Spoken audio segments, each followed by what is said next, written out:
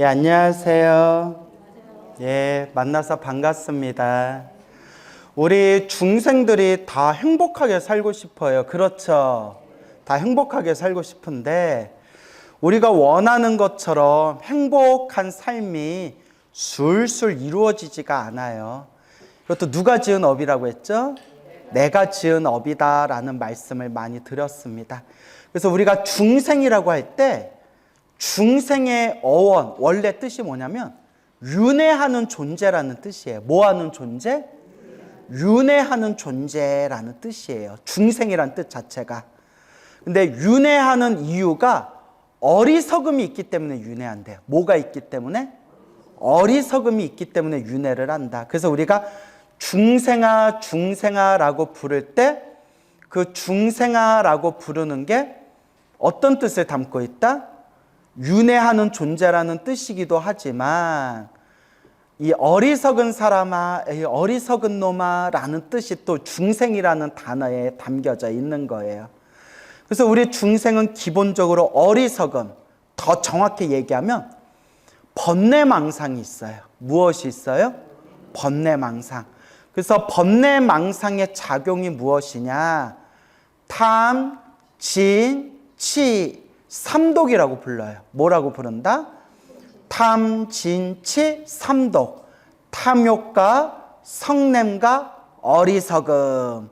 그래서 탐욕, 성냄, 어리석음, 탐진치, 삼독이라고 부르게 됩니다. 우리는 이 탐진치, 삼독에 휩쓸리면서 자꾸 몸과 말과 생각으로 자꾸 업을 짓게 돼요. 이와 같이 탐욕과 성냄과 어리석음으로 지은 그 수많은 그런 나쁜 업보를 우리가 악업이라고 부릅니다. 무슨 업? 악업. 그 악업 때문에 우리가 행복하게 살아가는데 자꾸 장애가 생기는 거예요. 나의 행복을 장애하는 그 악업의 장애물을 줄여서, 자, 따라해 보세요. 업보의 장애. 두 글자로 줄이면 뭐가 될까요? 그렇죠. 업장이 되는 거예요. 업보의 장애, 업장이라는 게 되는 겁니다. 그래서 우리 중생은 이 업장, 업보의 장애 때문에 우리가 인생을 살아가는 데 있어서 자꾸 수많은 장애들이 생기게 되는 겁니다. 그래서 우리가 살아가면서 일이 술술 풀리는 것을 우리가 복이 많다고 표현해요. 뭐가 많다? 복이 많다. 그리고 자꾸 무언가를 하는 데 있어서 장애가 생기고 막히는 게 생기면 뭐가 없다라고 표현해요? 복이 없다라고 표현해요. 근데 이 복이라는 것도 영원하다, 영원하지 않다. 영원하지 않다. 그래서 따라해 보세요. 복진 타락. 복진. 복이 다하면 타락. 타락이 무슨 뜻일까요? 떨어질 타, 떨어질 락. 뭐 한다? 떨어진다. 쭉 복이 많을 때는 쭉쭉쭉쭉쭉 올라가다가 복이 닿으면 어떻게 돼요? 똑 하고 떨어지는 거예요. 그래서 우리 중생들이 살아가는 모든 모습은 자기가 지은 복대로 살아간다. 그래서 복을 많이 지으세요. 복을 까먹지 마세요. 복을 많이 쌓으세요. 라고 말씀을 드리는 거예요. 알겠습니까? 그래서 이 복이라는 게 참 중요합니다. 그래서 우리 부처님께서도 우리 불자들에게 늘 복을 지어라, 복을 지어라 늘 말씀을 하셨던 거예요. 부처님 당시에 있었던 일이에요. 석가모니 부처님께서 수많은 제자들과 함께 계실 때 어떤 바라문이 어떤 큰 부자가 부처님과 스님들을 모셔가지고 3개월 안거 동안, 우리 하안거, 동안거라고 있죠? 예, 부처님 당시에 3개월 하안거 동안, 여름 안거 동안 모셔가지고 공양을 올리겠습니다. 부처님께 공양청을 올렸어요. 그래서 부처님께서 그걸 허락하시고 그 도시에 갔는데 그 큰 부자가 아주 나쁜 악몽을 꿨대요. 아주 나쁜 악몽을 꿔가지고 자기가 꾼 그 악몽을 점쟁이한테 물어봤더니 그 점쟁이가 아주 나쁜 일이 생길 징조입니다. 그러니 사람 절대 만들지 말고 어디 나가지 말고 집에서 몸 조심하십시오 이랬대요. 이 부자가 너무 무서워가지고 나 이제 아무도 안 만나겠다 하고 이제 문에 딱 걸어 잠갔어요. 누구 모셔놓고? 부처님하고 스님들 모셔놓고. 그런데 하필이면 그 도시에 엄청난 큰 흉년이 찾아왔대. 뭐가 찾아왔대요? 흉년. 엄청나게 큰 흉년이 찾아왔대요. 그래서 어디 탁발을 가도 음식을 얻을 수가 있었다 없었다. 음식을 얻을 수 없는 지경에까지 이르게 되었어요. 그때 말을 500마리의 말을 가지고 말을 팔기 위해서 떠돌아다니는 큰 장사꾼, 큰 상인을 만나게 됩니다. 그 상인이 부처님과 스님들이 공양도 제대로 얻지 못하시는 모습을 보고는 너무나 안타까워서 저에게 말에게 먹일 보리가 있습니다. 말보리가 있습니다. 말먹이 보리. 근데 말에게 먹이는 보리면 고급지고 부드러운 거겠어요? 아니면 거칠고 질긴 거겠어요? 거칠고 질긴, 정말 말에게나 먹일 수 있는 말먹이 보리예요. 이거라도 제가 보시할 테니 이거라도 드시겠습니까? 그러니까 부처님의 제자 스님이 그거라도 주시면 부처님과 스님들께 공양을 차로 올리겠습니다. 그래서 말먹이 보리를 얻어가지고 그 보리가 너무 질기니까 그걸 갈아서 무엇으로 만들었을까요? 죽으로 만든 거예요. 그 질기고 아주 그냥 아주 질기고 아주 거친 그 말먹이용 보리를 잘 갈아가지고 죽으로 만들어서 부처님과 스님들이 이제 공양을 다 받아 드시게 됩니다. 그걸로 겨우 이제 안거를 마치게 돼요.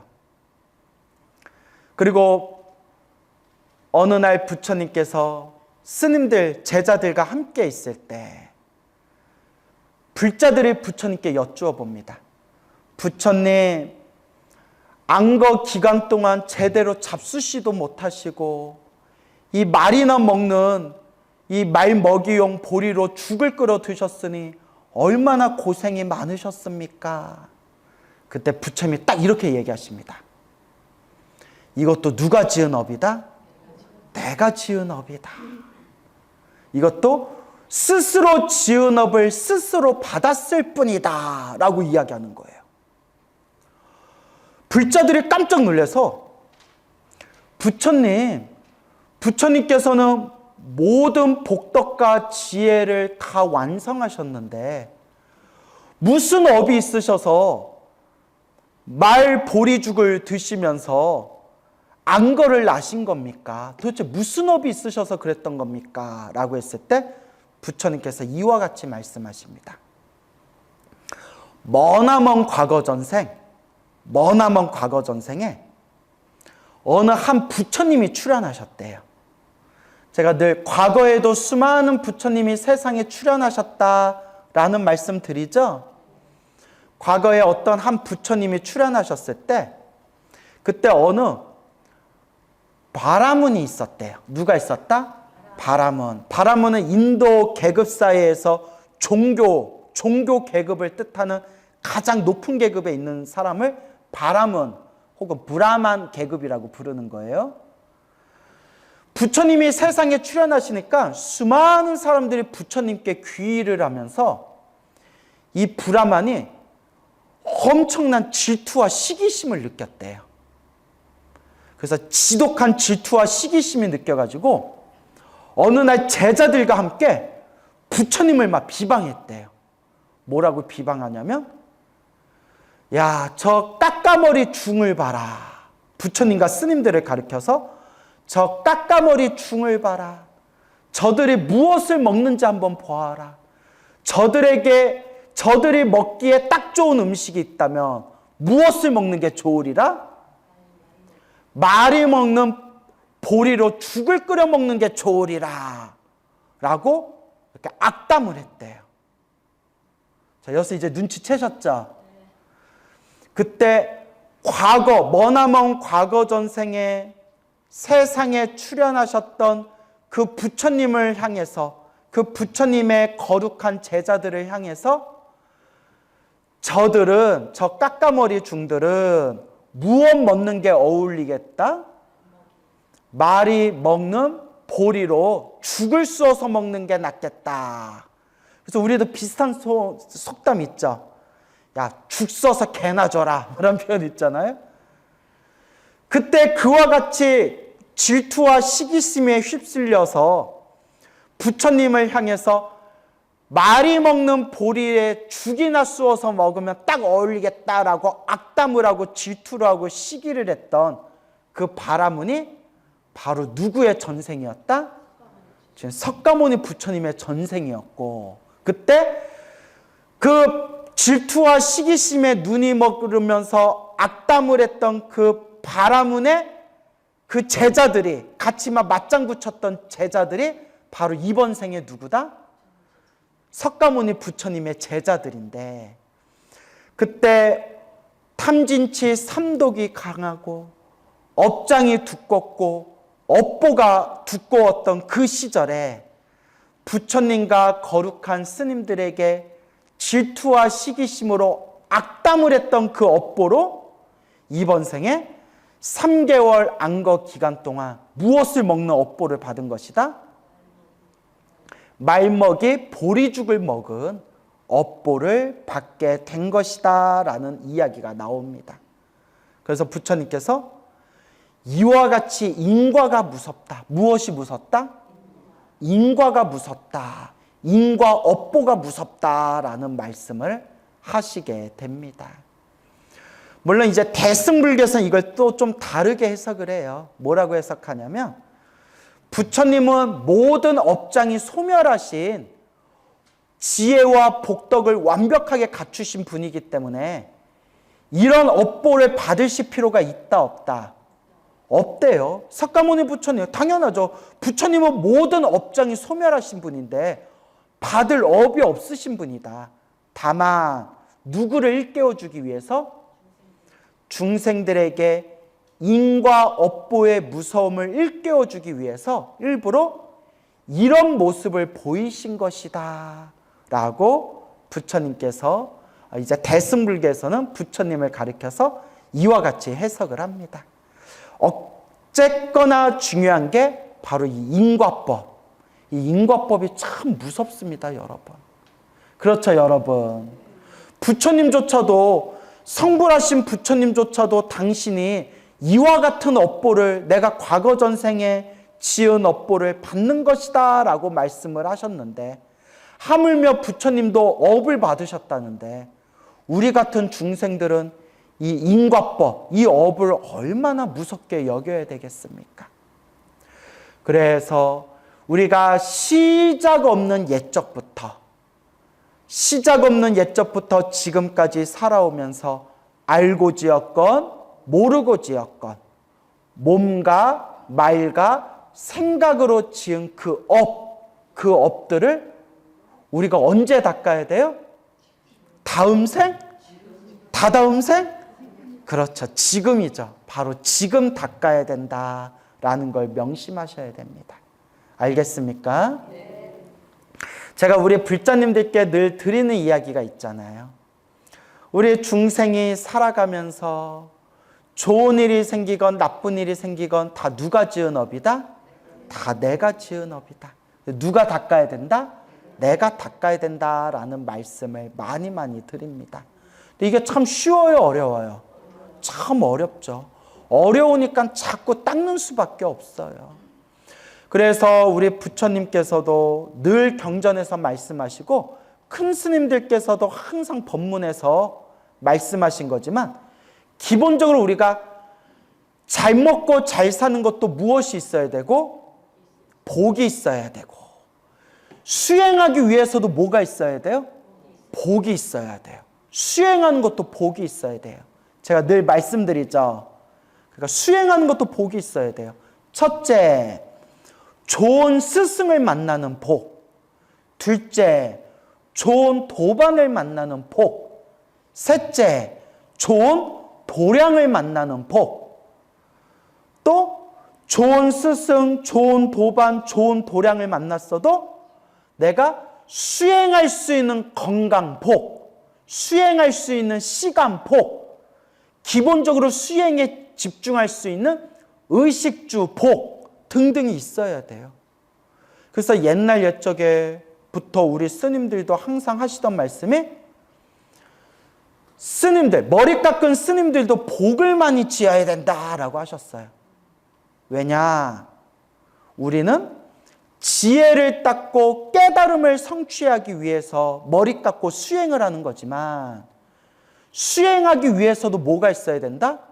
복이 있어야 되고, 지혜를 닦고 깨달음을 성취하는 것도 뭐가 있어야 된다? 복이 있어야 된다라고 말씀하셨어요. 그냥 이번 생 사람으로 태어나서, 사람으로 태어나 부처님 법을 만나는 것 자체가 뭐가 있어야 된다? 복이 있어야 된다라고 부처님이 말씀하셨습니다. 알겠습니까? 그래서 우리가 항상 말씀드리지만, 우리가 이번 생에 사람으로 태어나 무엇을 만난 게 참으로 소중한 인연이다? 부처님 법을 만난 게 참으로 소중한 인연이다. 그래서 옛날 큰 스님 법문에 이런 내용이 나와요. 아주 유명한 가르침인데요. 세상에서 가장 무서운 게 뭔지 아냐?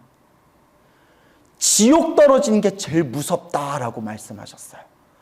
지옥이 있다면, 정말 지옥이란 게 있다면 우리가 죽어서 어디 떨어지는 게 제일 무서워요? 지옥 떨어지는 게 제일 무서운 거죠. 그런데 가장 안타까운 게 뭔지 아냐? 이번 생 사람으로 태어나 무엇을 만났는데? 부처님 법을 만났는데, 사람으로 태어나 부처님 법을 만난 사람이 죽어서 지옥 떨어지는 게 가장 안타까운 일이다 라는 내용이 나와요. 와, 이 말 너무 무섭지 않아요? 사람으로 태어나 무엇을 만났는데? 부처님 법을 만났는데, 부처님 법 만난 사람이 죽어서 어디 떨어진 게 제일 안타깝다? 지옥 떨어진 게 제일 안타깝다. 그래서 이런 내용이 나옵니다.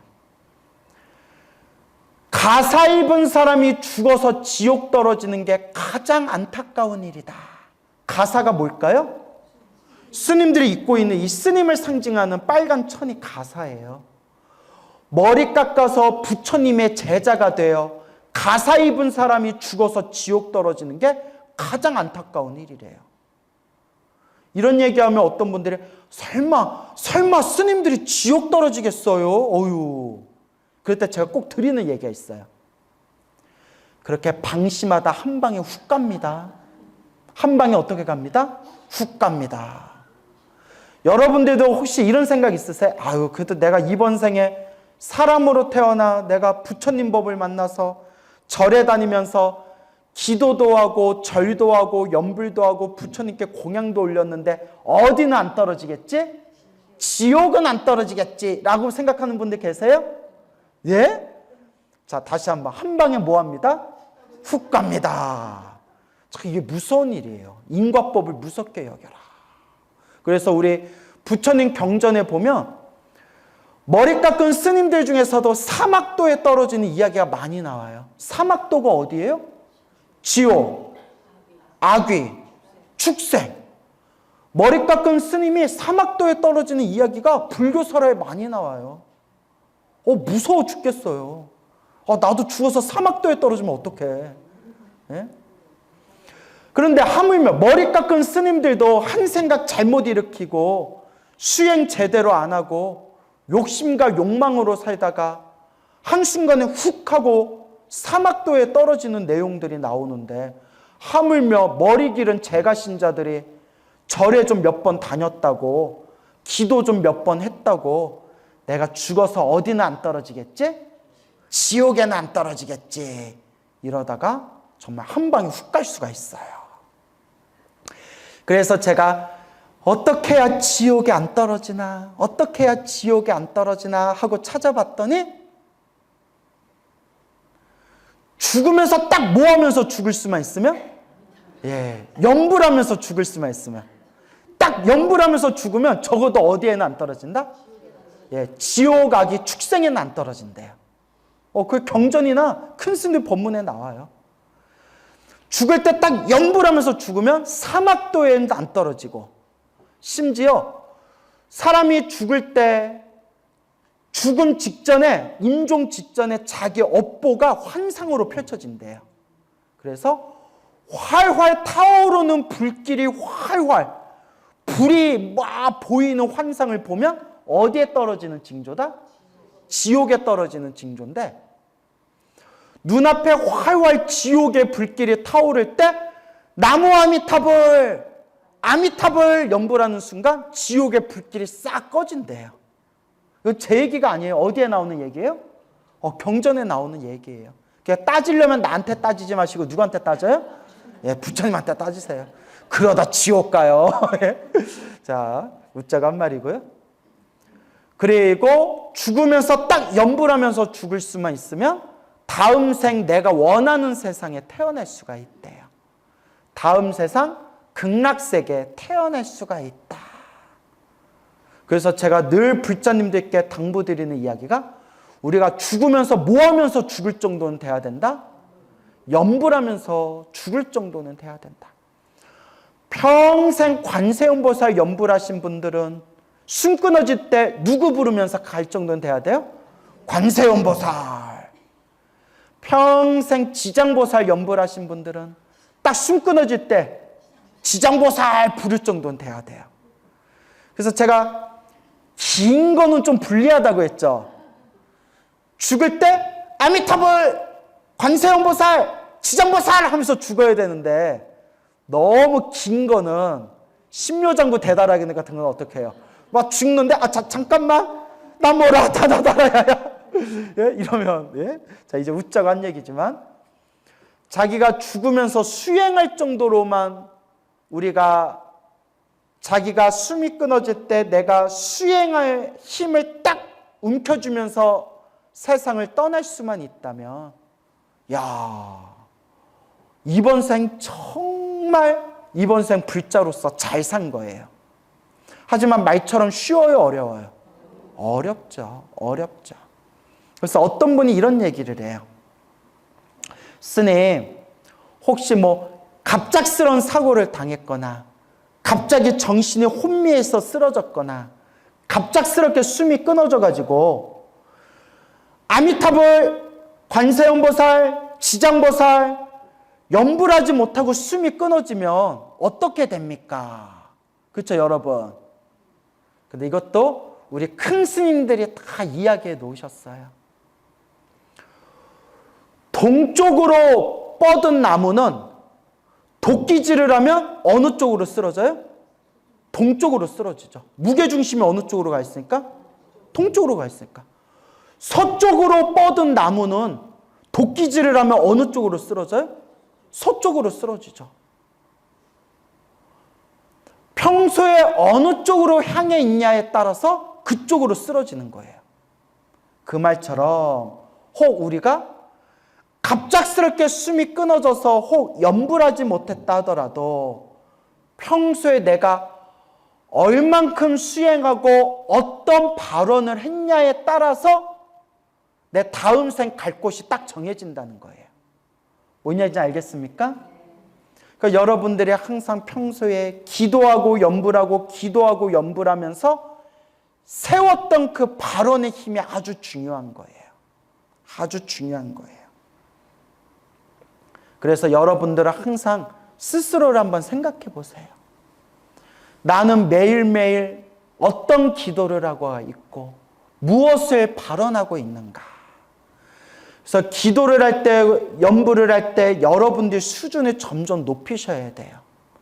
그동안 기도할 때 나 잘 되게 해주세요, 내 가족 잘 되게 해주세요, 내 자식 잘 되게 해주세요 라고 했던 기도의 마음에서 점점 모든 중생 괴로움에서 벗어나기를, 모든 중생 행복하기를, 모든 중생 다 함께 성불하여 지이다.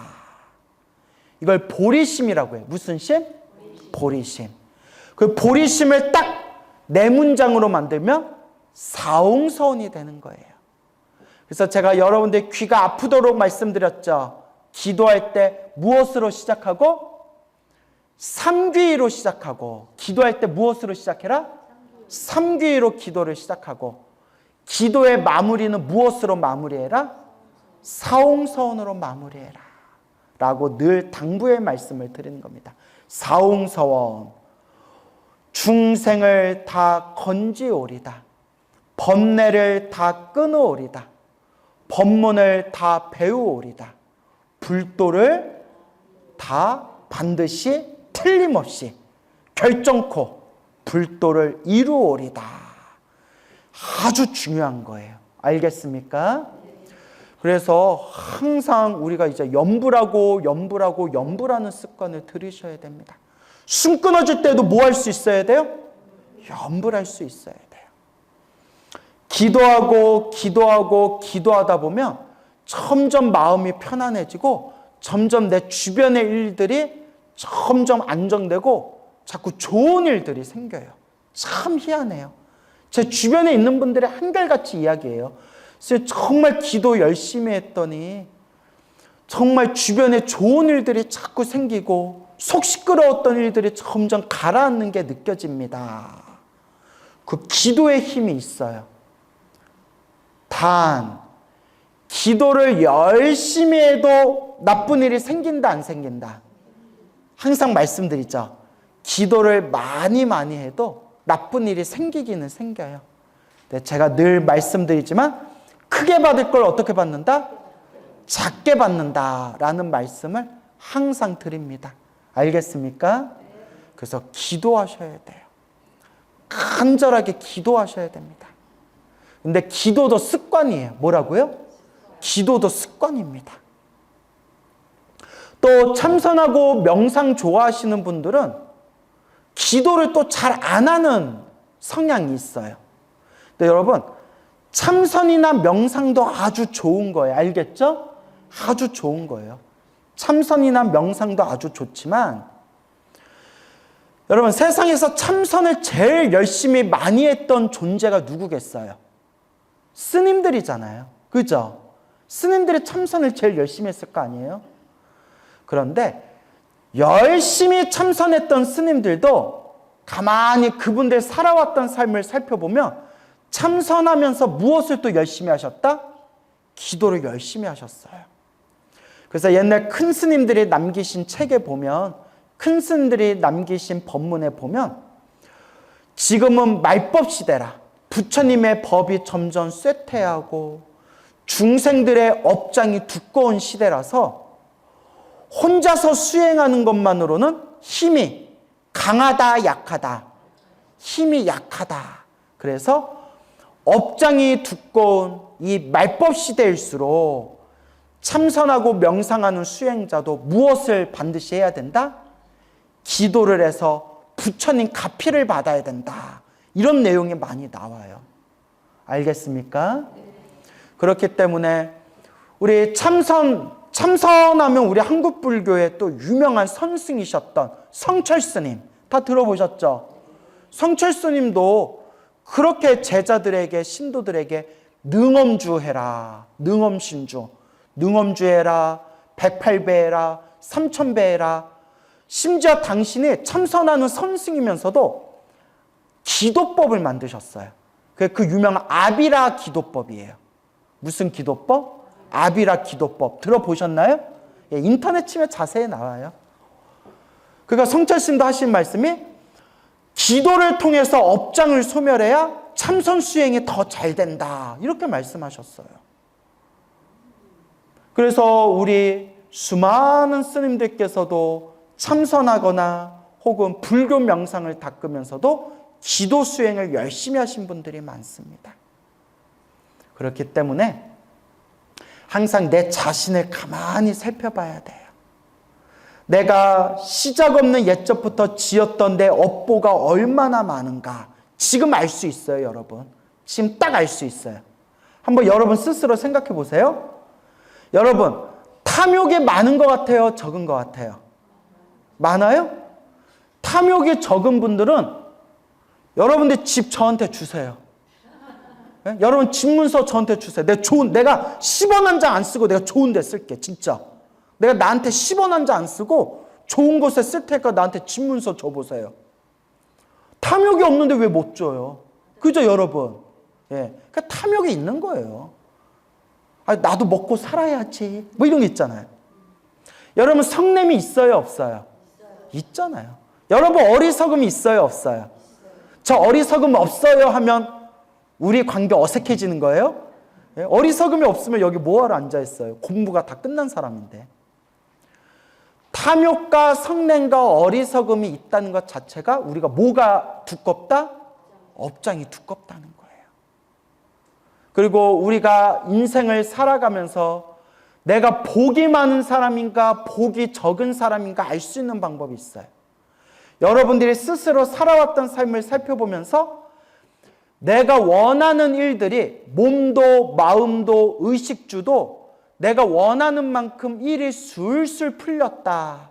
남하고 비교해 봤을 때 내가 살아가는 삶이 술술 풀린 삶이다 라고 생각되어진다면 그래도 여러분들 복이 있는 사람이에요.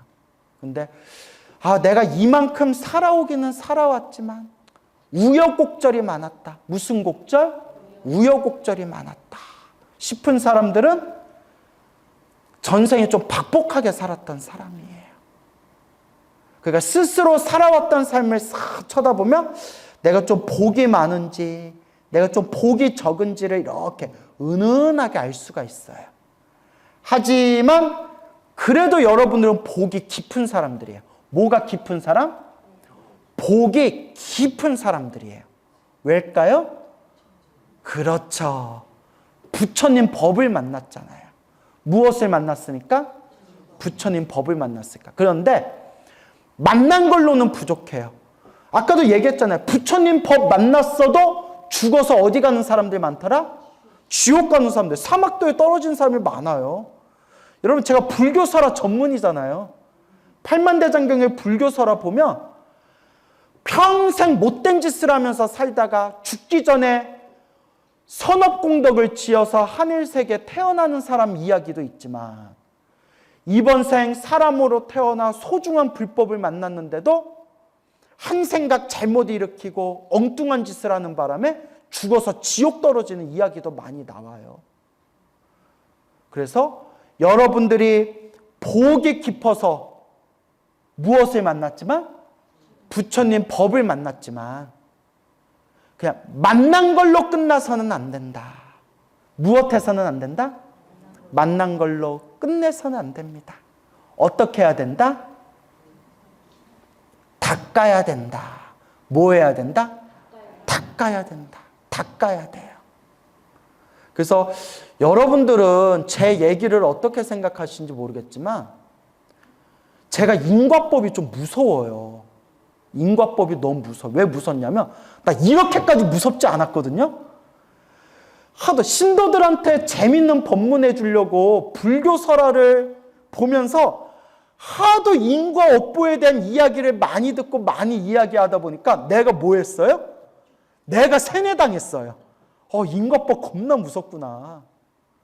그리고 부처님에 대한 불신, 기도에 대한 믿음, 불보살에 대한 가피가 훨씬 더 제가 깊어졌어요.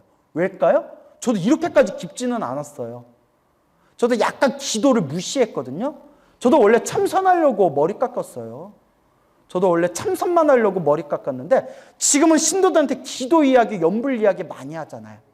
왜냐면 제가 이렇게 공공연하게 방송에서 말할 수 없는 제가 또 보고 듣고 시행착오 겪은 게 많아요.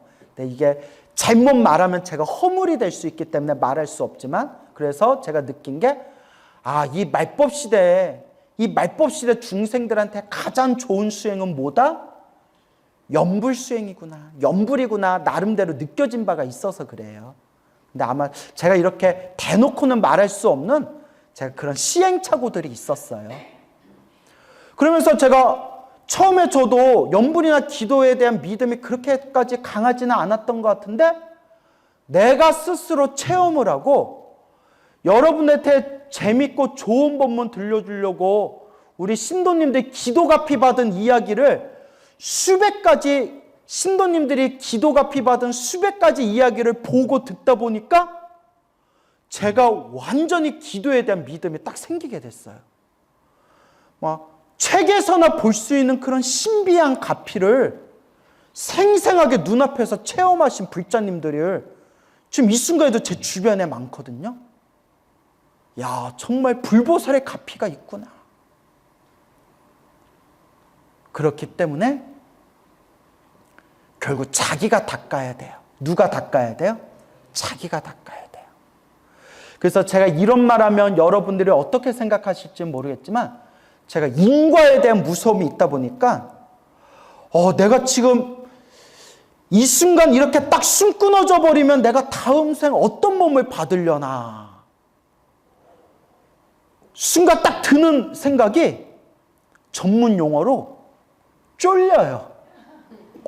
겁나요. 내가 이 순간 숨이 딱 끊어지면 내가 다음 생 어떤 몸을 받으려나.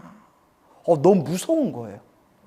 그래서 제가 항상 부처님께 발언하는 게 부처님, 저 숨 끊어질 때 뭐 하면서 죽게 해주세요? 나무 아미타불 염불하면서 죽게 해주세요. 그러면 어디에는 안 떨어지니까? 사막도에는 안 떨어지고 반드시 극락세계 태어난다 라고 분명히 말씀을 하셨고, 그래서 또 우리가 항상 염불 습관을 들여야 돼요.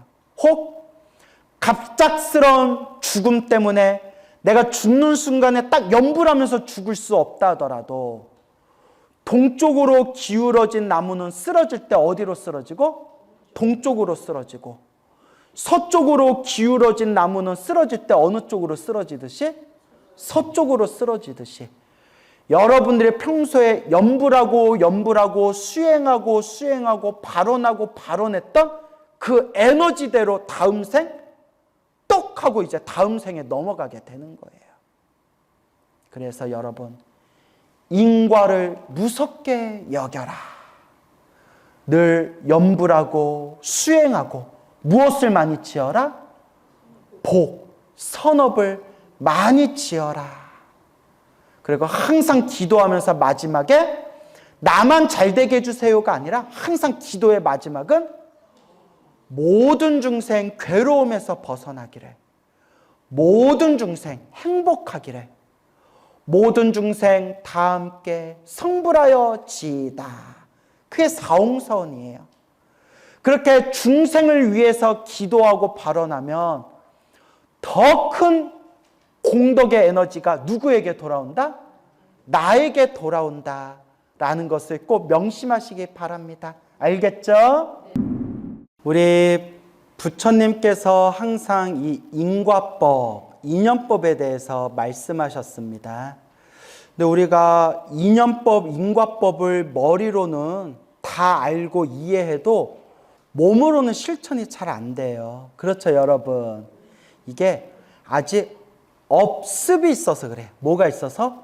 업습, 업의 습관. 머나먼 과거 전생에서부터 탐욕과 성냄과 어리석음에 익숙하고 번뇌망상이 너무나 습관이 되어 있고, 오랫동안 수없는 과거 전생에서부터 중생으로 살았던 업의 습관이 강하기 때문에 머리로는 아는데도 몸으로는 실천이 잘 안 되는 거예요.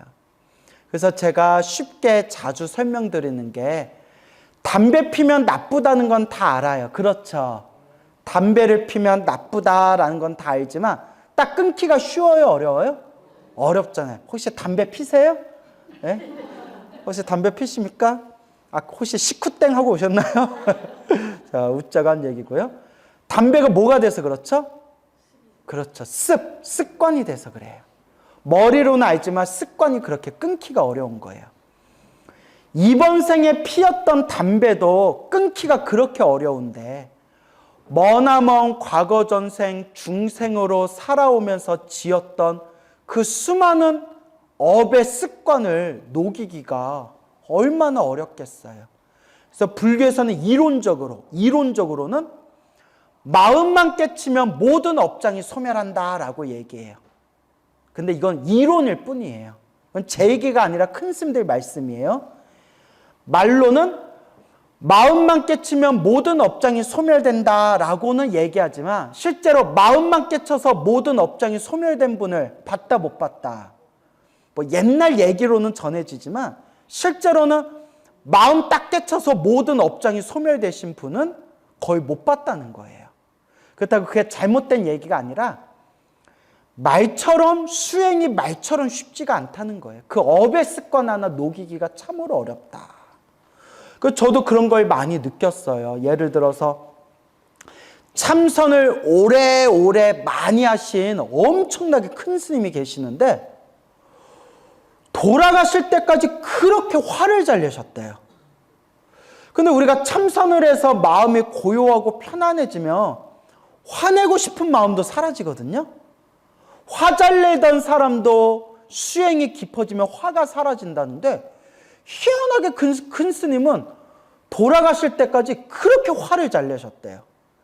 그것 때문에 그 큰 스님에 대한 환상이 깨진 분들도 많아요. 그래서 예전에는 이해가 안 됐지만 지금 느끼는 게 그만큼 무엇이 질기구나? 업습, 업의 습관이 질기구나. 이런 것들을 우리가 생각해 볼 수가 있어요. 참 어렵죠. 그래서 우리가 항상 명심해야 되는 게 우리 불자들이 공부를 하다 보면 자꾸 높은 수준만을 바라보게 되다 보니까 기초를 놓쳐버리는 경우가 많아요. 무엇을 놓쳐버린다? 기초를 놓쳐버려요. 가장 기초가 뭐냐? 첫째, 업을 다스리는 거. 무엇을 다스리는 거? 업을 다스리는 거. 사실 이게 시작이자 마지막이에요. 중생의 업을 소멸하고 부처님의 맑고 깨끗한 업으로 바꾸어가는 거예요. 그래서 우리가 이걸 업장소멸이라고 해요. 무슨 소멸? 업장소멸. 업장소멸. 수행이 안 되는 것도 업장이 두꺼워서 그렇대요. 여러분, 우리 머리 깎으신 스님들이 수행이 다 잘 됐어 봐요. 우리 벌써 다 도인 됐을걸요?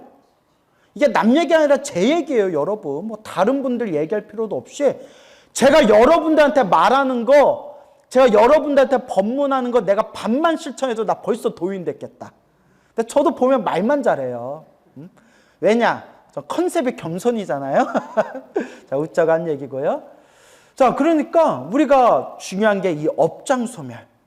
그래서 옛날 큰 스님들도 수행하기 전에 반드시 뭐 절을 시킨다거나 주문, 다란이를 외운다거나 무슨 어떤 업장을 소멸하는 기도를 한다거나 해서 반드시 이 업장 소멸을 한 뒤에 본격적인 수행을 하도록 지도를 많이 하셨습니다. 그래서 티베트 불교 같은 경우에는 아예 대놓고 기초 수행, 티베트 불교 기초 수행이 첫 번째가 오체투지 절 10만 배예요. 절 10만 배 하는 게 기초 수행이에요. 여러분 10만 배 해봤어요? 안 해봤어요?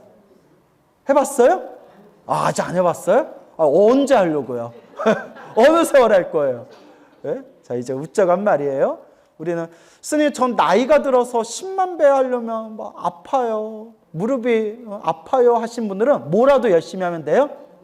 연불이라도 열심히 하면 돼요. 예. 그러니까 절 10만 배. 그러니까 이제 업을 다스리는 거예요. 업장을 다스리는 거예요. 그래서 티베트 불교는 절 10만 배를 해가지고 몸으로 지은 업을 다스린대요. 그 다음에 금강살타라는 진원, 따라해보세요. 금강살타. 예, 금강살타라는 진원이 있어요. 일종의 참회 진원이에요. 그래서 음절이 백음절, 백자로 되어 있다고 해서 백자진원이라고도 부른대. 백자진원. 예, 100글자로 되어 있다고 해서.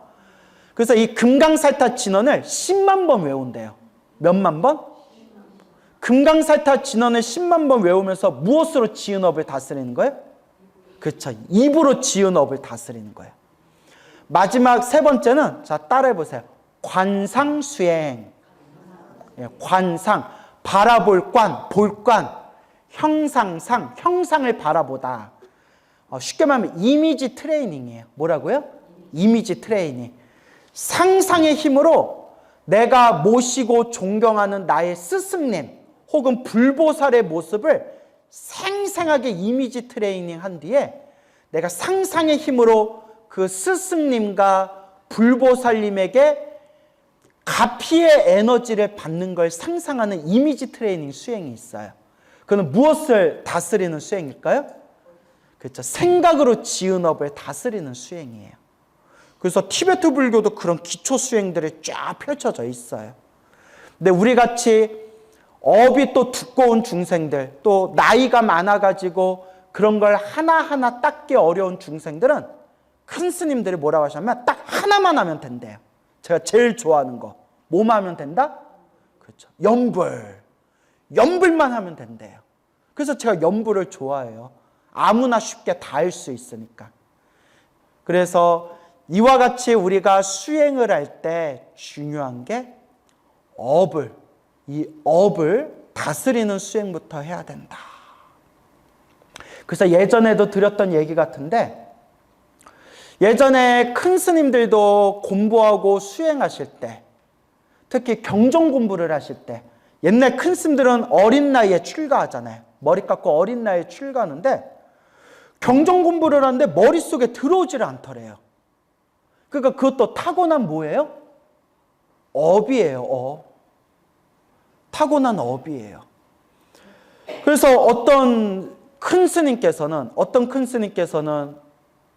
머리 깎고 출가하셨는데 아무리 경전 공부를 해도 머릿속에 들어오지를 않더래요. 그래서 내가 업장이 두꺼운가 보다. 그래서 밤마다 스님들이 잠을 자고 있으면 밤마다 관음전에 들어가서 관세음보살님한테 하염없이 관세음보살님한테 절을 하고 관세음보살을 염불하면서 저에게 지혜 총명을 주세요. 그렇게 간절하게 몇 개월을 기도했대요. 몇 개월을. 그러니까 기도하다가 어느 날 큰 절에 울력이 있어가지고 불교에서 노동, 스님들끼리 다 함께 노동하는 것을 울력이라고 해요. 뭐라고 한다? 울력. 들어보셨죠? 예. 그날따라 너무 몸이 피곤해가지고 우리 같은 몸 피곤하면 오늘은 그냥 쉬자. 관세음보살님도 누구 마음 아실 거야? 내 마음 아실 거야. 이렇게 안 되는 거예요, 여러분. 근데 스님이 조금이라도 기도하고 자야지 하고 법당에서 관세음보살 연불하면서 절하다가 너무 피곤해서 법당에서 비몽사몽 깜빡 잠들었는데 꿈에 누가 나타나셨어요? 그렇죠. 꿈에 만약에 지장보살 나타나면 돼요, 안 돼요? 안 될 건 아니지만 좀 헷갈리죠. 나 관세음보살 불렀는데 누가 오셨네? 지장보살이 오셨네? 누가 오셨다는 게 중요하죠. 비몽사몽의 관세음보살님이 딱 나타나시더니 책을 휙 하고 던져주더래. 책을 딱 받는 꿈을 꾸고 눈을 딱 뜨자마자 머리가 시원하더래요. 그 꿈을 꾸고 나서 책을 볼 때마다 책에 있는 내용이 머리에 딱딱 사진 찍히듯이 찍히더래요. 그래서 우리나라의 젊은 나이에 우리나라에 손꼽히는 대강사 스님이 되셨어요.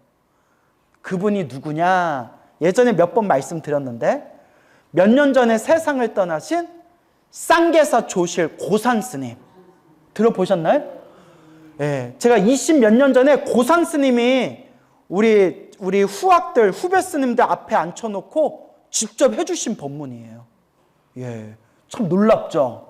예, 고산 스님. 그 뒤로도 고산 스님이 관세음보살 가피를 많이 받으셨대요. 그리고 몇 년 전에 세상을 떠나신 대만불교를 상징하는 4대 종파가 있어요. 4대 사찰이 있는데 그 중에 포교를 상징하는 곳이 바로 그 대만불교의 유명한 불광산사라고 있어요. 들어보셨나요? 불광산사. 아주 유명해요, 대만에서는. 그 대만의 불광산사를 창건하신 스님이 성운 스님이신데 어린 나이에 출가를 하셨는데 옛날에는 연비를 할 때 지금은 스님들이 팔뚝에다가 연비해요. 연비 아시죠? 개 받을 때 이렇게 향으로 지지거나 우리 스님들은 뜸을 떠요. 뜸을 떠야 평생 자국이 남거든요. 근데 성운 스님 때는 어떻게 하냐면 머리에다 지졌대요. 우리 소림사 보면 여기 향자국 있죠? 예, 머리에다 지졌대요. 근데 성운 스님께서 어린 나이에 딱 출가하는데 개 받을 때 개사 스님, 개를 전해주신 개사 스님이 향으로 그 두꺼운, 또 중국 향 얼마나 두꺼워요. 중국 향으로 머리를 딱 지지는 순간 그 뜨거움이 뇌 속으로 파고드는 느낌이 들면서 며칠 동안 머리가 두통이 심해서 며칠 동안 고생하시다가 아이고 그때 후유증으로 기억력이 똑 떨어져 버렸대요. 뭘 외워도 아무리 책을 봐도 외워지지가 않더래요. 그러니까 머리 함부로 건들면 돼요, 안 돼요? 안 되죠.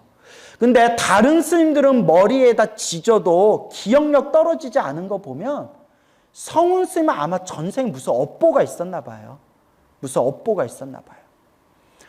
이마를 향으로 지지고 난 뒤에 기억력이 똑 떨어져가지고 아무리 책을 봐도 기억이 안 나서 시험을 볼 때마다 꼴찌를 했대요. 그래서 강사 스님한테 호되게 혼났대요. 그때 강사 스님이 막 호되게 혼을 내면서 이 어리석은 스님아, 머리가 나쁘면 관세음보살님한테 지혜를 달라고 기도라도 하든가 하고 호되게 야단을 치더래요. 그때 성운 스님이 그때 들었대요. 아, 막 혼나다가 머리가 번쩍 뜨이면서 머리가 나쁘면 누구한테 기도하면 되는구나? 관세음보살한테 기도하면 되는구나. 아, 그때 그냥 머릿속에 쑥 그게 들어오더래요. 그리고 성운 스님이 어렸을 때 우둔하다라는 소리 들을 정도. 우둔하다는 게 한마디로 멍청하다. 애가 좀 멍청해. 말씀 잘했어. 미련하다라는 소리 들을 정도로 사람이 순박했대요. 근데 여러분 원래 큰 스님들도 수행자는 머리 좋고 머리 팍팍 돌아가는 것보다 어떤 스님이 수행을 잘한다? 미련하고 우둔한 스님들이 차라리 우직하게 수행을 잘한다. 옛날부터 그러셨어요. 밤마다, 낮에는 절일이 바쁘니까 밤마다 밤 9시에 사찰에 불을 끄면 몰래 법당에 가서 또 법당에서 혼자 촛불 켜면 또 야단 맞으니까 왜 함부로 법당에서 불 꺼야 할 시간에 왜 불을 켜냐. 그래도 이제 그 절집 예법에 안 맞는 거거든요. 깜깜한 법당에서 혼자 관세음보살을 바라보면서 눈물을 뚝뚝 흘리면서 절을 했대요. 30분 할 때도 있고 1시간 할 때도 있고 시간 정해놓지 않고 그냥 무조건 밤마다 9시에 스님들이 다들 잠에 들으면 혼자 법당으로 싹 가서 눈물을 뚝뚝 흘리면서 절하고 또 눈물을 뚝뚝 흘리면서 절하고 그렇게 몇 번 절을 했는데 그렇게 몇 개월이 지난 뒤에 꿈을 꿨다 안 꿨다? 안 꿨대요. 예. 그 책에 나와요. 성문쌤 법문집에 나와요. 꿈꾼 거는 없었대요. 그래서 제가 얘기하는 거 있잖아요. 기도하다 꿈을 꾸든 안 꾸든 신경 쓸 필요 있다 없다.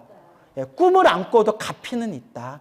성운 스님이 꿈꾸거나 뭐 이상한 어떤 신비한 징조가 없이 몇 개월이 지난 뒤에 갑자기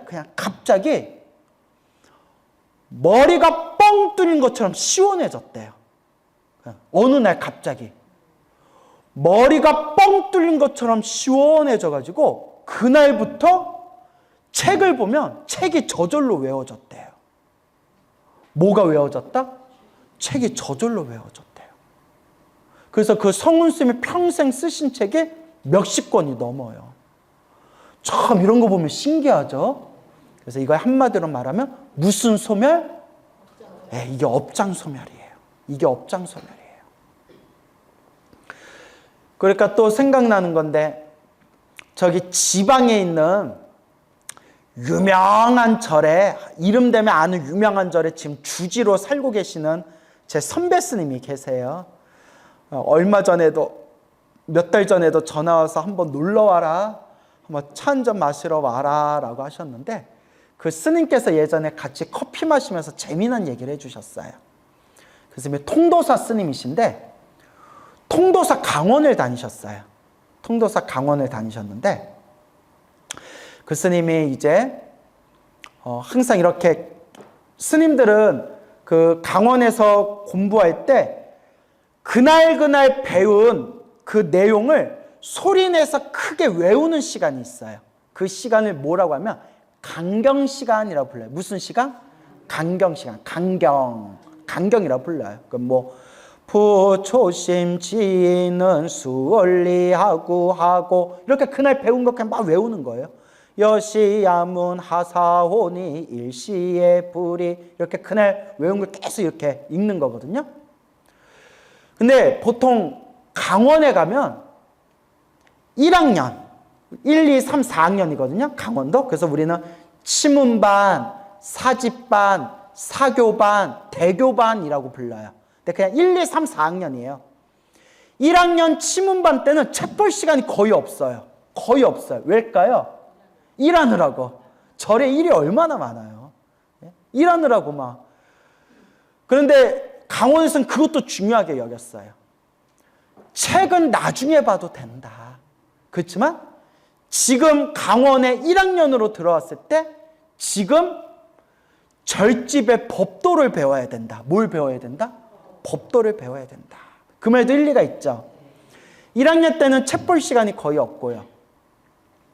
2학년이 되면 숨통이 좀 트여요. 3학년이 되면 좀 편해져요. 4학년이 되면 그냥 한량이에요. 아무것도 안 해도 돼요. 예? 예? 나쁜 말로 날건달이에요, 그냥. 예? 자, 이제 웃자고 한 말이고요. 근데 4학년 때 배우는 게 화엄경이에요. 무슨 경? 화엄경. 화엄경은 4학년 때 배워요.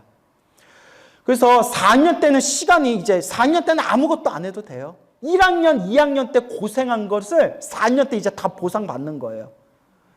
근데 이 선배 스님께서 4학년 그때 몇 개월 동안 화엄경 책을 책상 앞에 딱 놓고 하루 종일 강경을 했대요. 무슨 뜻인지 알든 모르든 그냥 무조건 읽었대요. 무조건 화엄경 읽고 읽었는데, 어느 날 읽다가 너무 피곤해서 잠깐 누워서 잠깐 눈을 붙였는데 그때 깜빡 잠이 들었대요. 생생하게 저한테 직접 해주신 얘기예요. 머릿속에서 5만 가지 더러운 벌레들이 머리에서 막 빠져나가는 꿈을 꿨대요. 줄줄이 막 5만 벌레가 막 머리에서 막 빠져나가는 꿈을 꾸다가 잠에서 딱 깼는데 너무 생생해서 머리를 만져보셨대요. 뭐 벌레 나가는 꿈을 꿔서 진짜 벌레가 나갔나. 그게 머리를 만져보는데 머리가 너무 맑고 시원하더래요. 너무 맑고 시원하더래요. 그리고 희한하다 하면서 딱 책을 보는 순간 이해되지 않던 구절이 술술, 그냥 경전의 내용이 머릿속에 술술 들어오더래요. 그러니까 머리에 뭉쳐 있었던 뭐가 소멸한 거예요? 업장들이 싹 소멸해 나가는 거예요. 참 신기하죠. 예, 그런 걸 실제로 스님들이 다 체험을 하신 거예요. 그대로 그 스님이 참 기도도 많이 하시고 특히 3000배를 밥 먹듯이 하셨어요. 3000배를. 키도 크고 힘도 좋으세요. 3000배를 막 밥 먹듯이 하시고 정말 밥만 먹으면 3000배 하셨어요. 기도도 열심히 하시더니 아니나 다를까 저 지방에 이름만 되면 알만한 아주 유명한 절에 다 주지스님이 되셨어요. 그래서 보기 좋더라고요. 자, 그래서 이와 같이 우리가 공부하고 수행하는 데 있어서 또 여러분들이 인생을 살아가는 데 있어서 복을 지어야 되고, 그리고 자꾸 무엇을 소멸해야 된다? 업장을 소멸해야 된다. 근데 또 여러분, 스님 그러면 업장소멸하는데 제일 좋은 기도가 뭐예요? 하면 또 돼요, 안 돼요? 네, 엎어버린다고 했어요. 무슨 기도가 제일 좋아요? 이런 질문 해라, 하지 말아라? 하지 말아라. 어떤 기도를 하든 부처님을 향한 간절한 기도는 하나로 통한다. 핵심은 뭐라고 했죠? 간절함. 그래서 불교는 4대 기도법이라고 했죠. 몇 대 기도법? 4대 기도법. 첫째, 염불. 이거 다 가르쳐 드린 거잖아요. 기억나시죠? 근데 나는 여러분들이 너무 좋아요. 예. 예전에 했던 얘기 또 하고 또 해도 여러분들은 항상 새로워요, 새로워요. 아, 진짜 고마워요. 너무. 자, 그래서 중요한 얘기예요. 그래서 첫 번째가 염불. 두 번째가 뭐라고 했죠? 아유, 다 기억하시네요. 예, 경전기도라고 했죠. 경전기도. 입으로 외우면 무슨 기도? 독경기도. 손으로 베끼면 사경기도. 그래서 경전기도. 금강경을 하든 법화경을 하든 반야심경을 하든 지장경을 하든 외우거나 사경하거나. 세 번째는 무슨 기도? 그렇죠. 주문, 다라니 기도. 그래서 신묘장구 다라니를 외우든 능엄주를 외우든 온만이 반매물 외우든 광명진언을 외우든. 자, 마지막 네 번째가 뭐라고 했어요? 그렇죠. 오체투지, 절기도. 그래서 우리 주변에 매일매일 108배 하거나 아니면 부처님께 간절히 3000배 기도해가지고 업장소멸하신 분들이 많아요. 그래서 불교에 4대 기도법이 있다. 첫째가 염불, 두 번째가 경전, 세 번째가 주문, 네 번째가 절수행법. 그래서 제가 늘 말씀드린 게 골고루 해보세요 말씀드리죠. 골고루 해보시고 나한테 맞는 걸 딱 선택하세요 라고 늘 말씀을 드렸습니다. 하지만 가장 중요한 건 어떻게 하는 게 핵심이다? 그렇죠. 간절하게. 그래서 따라해보세요. 일심이 핵심이에요. 마음을 하나로 모으는 거. 일심. 한 마음으로 간절히 하는 거. 그것이 아주 중요하다라는 말씀을 드렸습니다. 그래서 여러분, 진정한 업장소멸은 깨달음이에요. 뭐라고요? 깨달음. 사실 진정한 업장소멸은 깨달음입니다. 깨달음을 얻는 것이 진짜 업장소멸이에요. 근데 또 깨달음을 얻기 위해서는 우리가 또 무엇을 점점 소멸해야 돼요? 업장을 소멸해야 돼요. 그래서 업장을 소멸하면 깨달음을 닦는 수행의 길이 점점 순일해지고, 그리고 깨달음을 완전히 얻게 되면 그때 업장도 완전히 소멸하게 된다라는 걸 명심하시기 바랍니다. 알겠죠? 그렇게 우리가 업장 소멸 기도를 하시되 여러분들이 열심히 기도하시다가 몸에서 더러운 게 빠져나가는 꿈, 자주 말씀드렸죠. 막 토를 한다거나 대소변을 시원하게 싼다거나 몸에서 더러운 벌레나 고름 같은 게 쭉 빠져나간다거나, 또 어떤 분은 몸에 붙어있는 뱀이 뚝 떨어지는 꿈을 꿨대요. 몸에 붙어있는 뱀이. 그 꿈을 꾸고 나서 집안의 겉정거리가 싹 사라졌다. 뭐 그런 얘기도 하시고.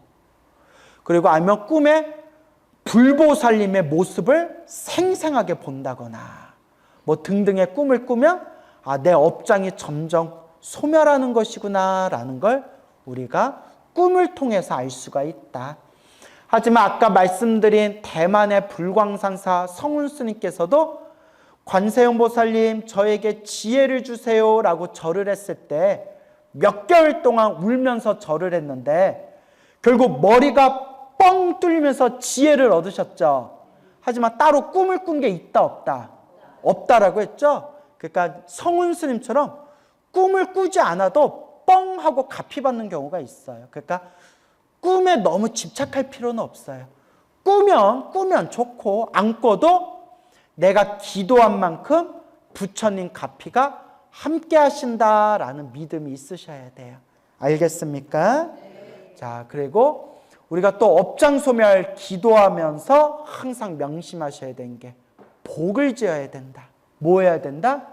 자꾸 복을 지어야 돼요. 기도를 하는 것은 부처님의 가피를 받는 건데, 부처님의 가피를 받는 것도 여러분들이 똑같이 기도해도, 똑같은 시간, 똑같은 방법으로 기도해도 효과를 빨리 보는 분도 있고 더디게 보는 분도 있죠. 또 복을 받아도 크게 받는 분이 있고 작게 받는 부분이 있죠. 자, 왜 그러냐? 부처님의 가피광명은 똑같이 우리를 비추고 있는데 그 부처님의 가피를 받는 중생들의 무엇이 다르다? 받는 그릇이 다르대요. 받는 그릇이 다르다. 그래서 경전에 보면 이런 구절이 나와요.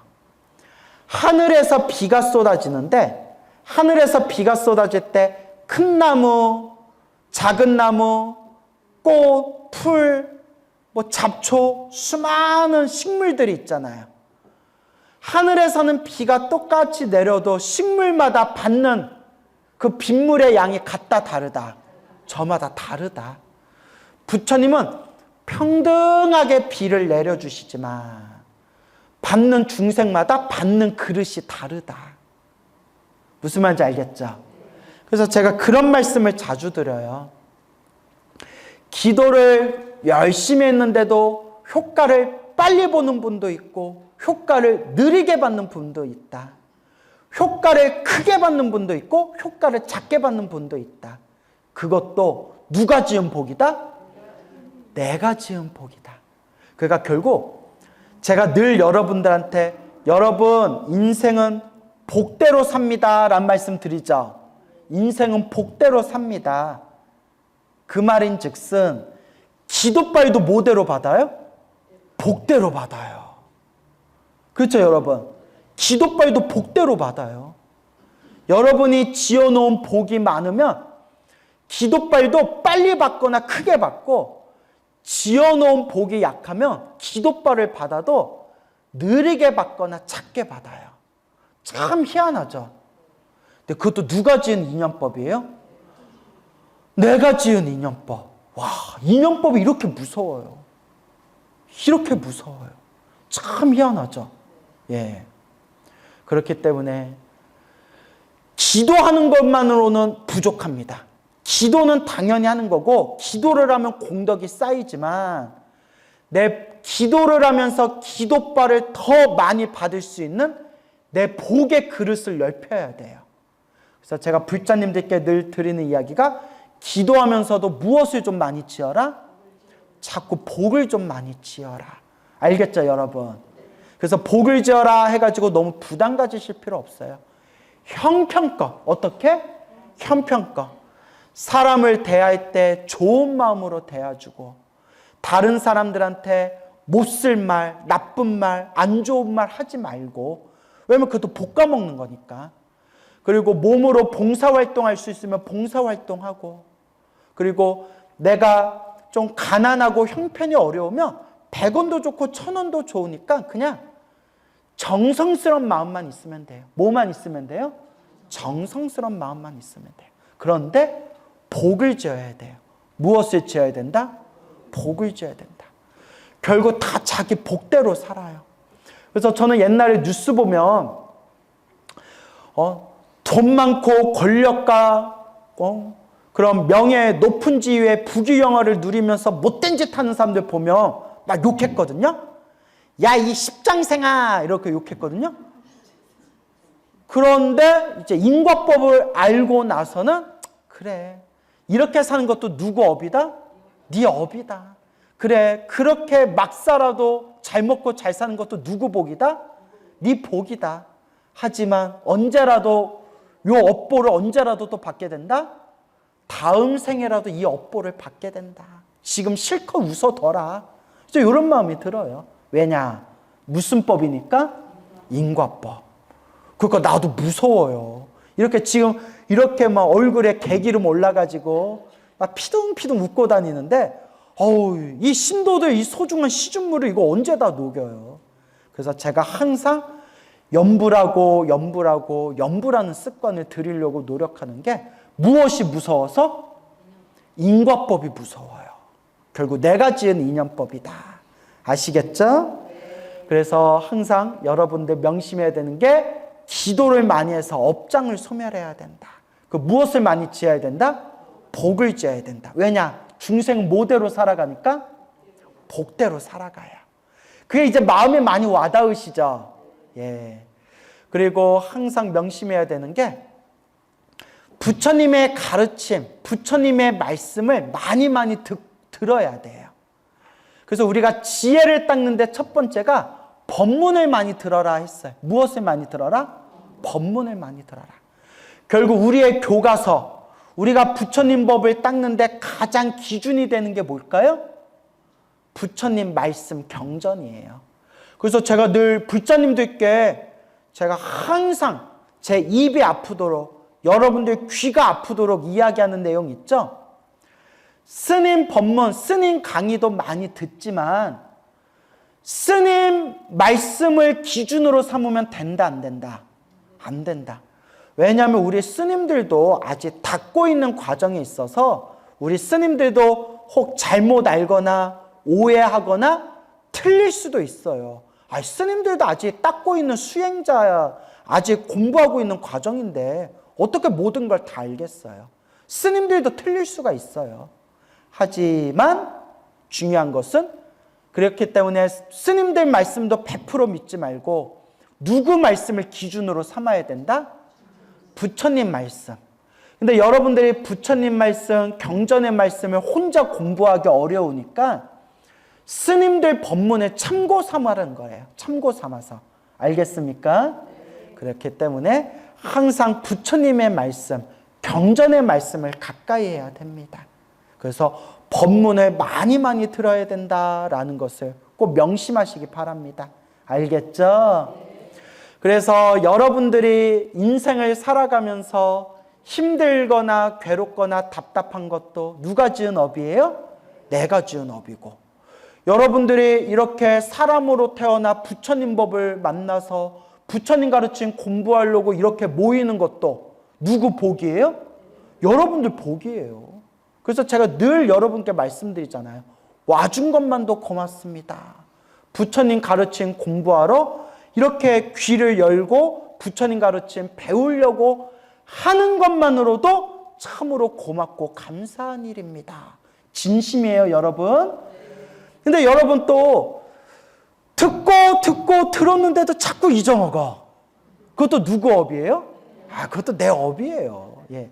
괜찮아요. 그럴 수도 있죠. 예. 그렇기 때문에 우리가 더 자꾸 듣고 듣는 수밖에 없어요. 그리고 알기는 아는데 몸으로 실천이 안 되는 것도 누구 업의 습관이에요? 내가 지은 업의 습관이고, 내가 지은 중생의 업의 습관을 기도하면서 수행하면서 정진하면서 업장을 소멸하고 복을 짓고 선업을 짓고 공덕을 닦으면서 여러분들의 업을 다스리는 거예요. 그래서 수행이라고 했을 때, 수행이란 중생으로 살았던 업의 습관을 점점 누구의 모습으로 변해가는 거예요? 그렇죠. 거룩한 부처님의 모습으로 점점 변해가는 거. 한 번에 뿅 하고 부처님같이 뿅 하고 깨달음을 얻고 부처님 모습으로 뿅 하고 한 번에 변하면 그게 가장 좋지만 쉽다 어렵다. 예, 거의 어려운 일이에요. 그래서 경전에서도 오래오래 꾸준히 닦아라라고 경전에서도 누누이 말씀하신 거예요. 그래서 여러분, 우리 항상 이번 생 정말 사람으로 태어나 부처님 법을 만나 감사합니다, 다행입니다 라는 마음으로 꾸준히 법문 들으시고 항상 생활 속에서 염불이 습관이 돼야 된다. 잠꼬대할 때 염불 소리가 저절로 튀어나올 정도로 습관이 돼야 된다라는 걸 꼭 명심하시기 바랍니다. 알겠죠? 네, 오늘 마치겠습니다. 성불하십시오.